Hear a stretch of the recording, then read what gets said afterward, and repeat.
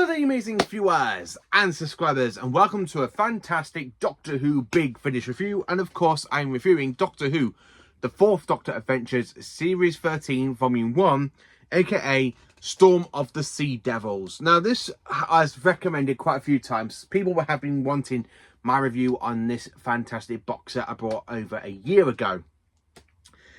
And I've only just finished listening to it.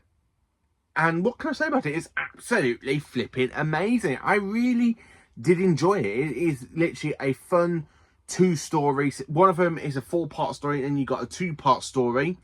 So I'm going to talk about the first story, which is called Storm of the Sea Devils, which is one I absolutely done, and it was because it was written by David K.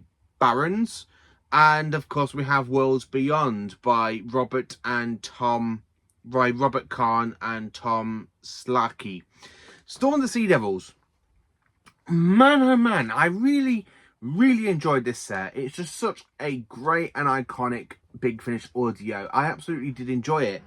And I have a lot of catching up to do on some Big Finish audios, as you can see behind me, because I've rearranged the shelf a little bit. So, Storm of the Sea Devils. Let's talk about the first story, which is, of course, Storm of the Sea Devils. So, we start off with basically Harry Sullivan going on holiday to another country. And of course, he gets pulled in by some soldiers for UNIT who basically want Harry to go and investigate because somebody has asked for a doctor.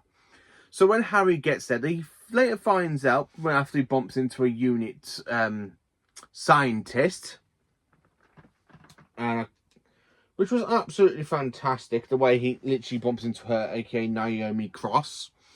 Now, Naomi is very different. She's fantastically written so well. I mean, Naomi's definitely becoming a good companion. I need to dive into more of her stories with the Fourth Doctor.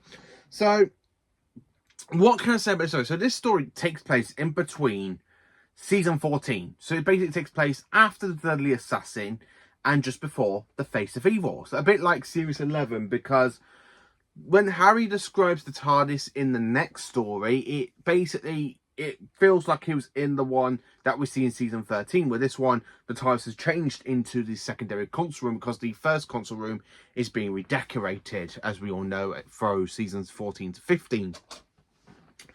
And I really enjoyed it. So when the Doctor basically just appears out of nowhere, because why have we got another Doctor when we got one? And then Harry recognises the Doctor straight away. Oh, hello, Harry. How you doing? You know, I really love that. And of course, literally, the Doctor asks Harry how's Sarah Jane doing, because he's not long dropped her off. And Harry's like, oh, me and Sarah Jane, we did talk. We have spoken quite a few times.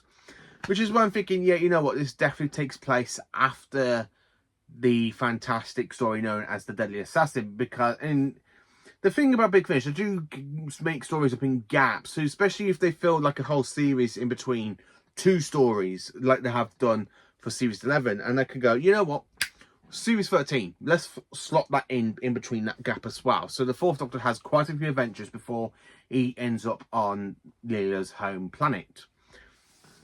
So when the Doctor and Harry and of course Naomi do end up to investigate, they've come across this very bizarre character who basically is a bit like Clinton from the Disney film Tarzan, because he wants to try and capture the Sea Devils. And of course, we are introduced to the very first female Sea Devil, which was like, oh, okay, so War Between the Land and the Sea, we do know we're going to see Sea Devils, and basically there will be some female Sea Devils. So it's actually quite nice, the fact that, because this did come out in 2014, you know, the Fourth Doctor encountered some female Sea Devils, where really we didn't know the gender of the Sea Devils back in 1972, 1984, and basically in the Legend of the Sea Devils.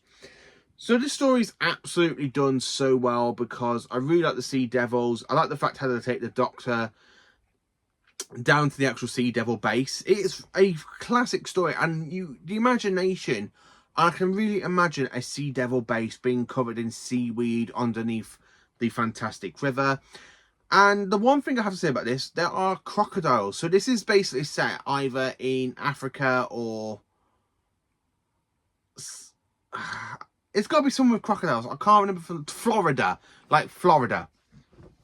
I think, because it does have crocodiles, and I do end up eat the actual villain of the story, not the sea devils. He gets the upcomings by getting fed to a crocodile, which I did personally enjoy. But then when you get to the end of the story, and the Doctor offers Naomi a trip in the TARDIS, and he offers Harriet as well, and basically they do go with the Doctor into the TARDIS, and they go off to another planet. And of course, we do lead into the second story, Worlds Beyond.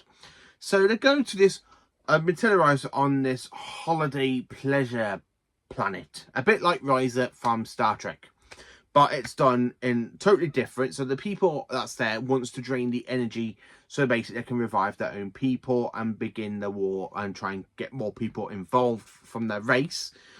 I have to be honest, I really like the Fourth Doctor, where he literally lands and he literally goes, right, come on, we're leaving. And the other two, Harry and Naomi, want to go and stay, and the Doctor goes, all right, we stay for 2 days.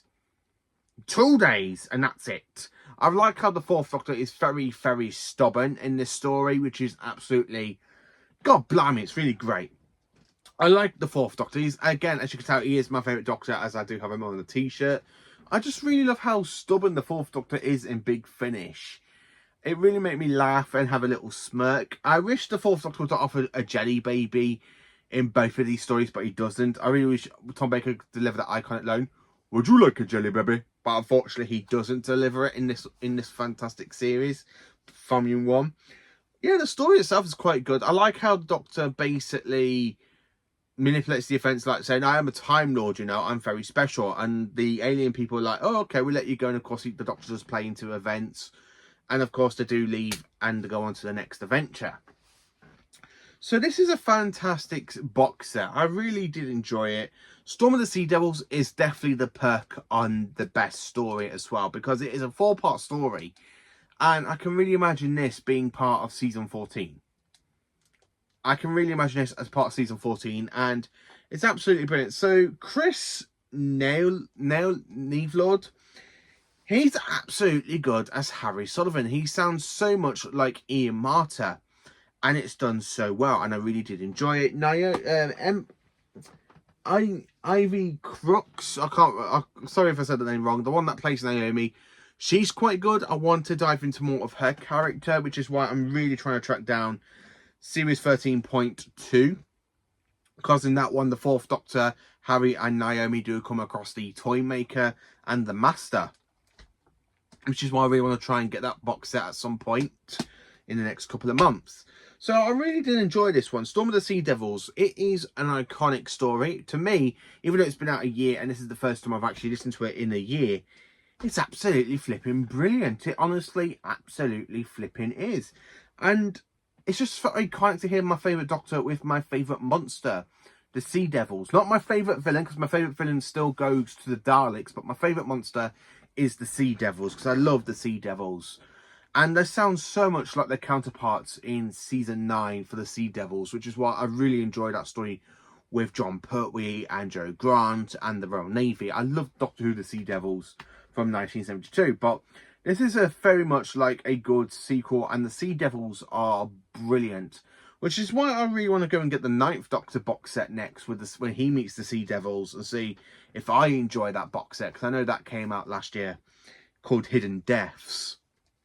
Hidden Depths. I really enjoyed it. I honestly did. So, more importantly, how do I rank and rate both of these stories? So, Storm of the Sea Devils is definitely a 10 out of 10, and it's an A+++++++, and it's absolutely brilliant. And Worlds Beyond is definitely the weak story of this set, but it's still pretty much enjoyable, which is why I have to give it an 8.5 out of 10 and a -B. So what do you think of Doctor Who Storm of the Sea Devils, aka Series 13 of the 4 Doctor Adventures Volume 1? Is it one that you personally enjoy? Is it one I have to admit I did enjoy it? It's absolutely brilliant and I absolutely love it. I cannot wait to get the rest of Series 13. I really want to get all of the 4th Doctor Adventures going from Series 1. I really want to get the fact that Series 7 is the only series I've got complete until Big Finish, when I get my Big Finish audio from the actual company, Big Finish of the 9, which is Series 11 Volume 2, which is when I'm going to be listening to the whole series in one go, and then I can do a review on parts 1 and 2 separately, but I will listen to it in one big massive go, going from Blood of the Time Lords to the final story. But I really enjoyed this set. It's a fantastic set. So thank you for watching. Please do like, subscribe and share, and join for some Doctor Who content. Stay absolutely magnificent, every single one of you.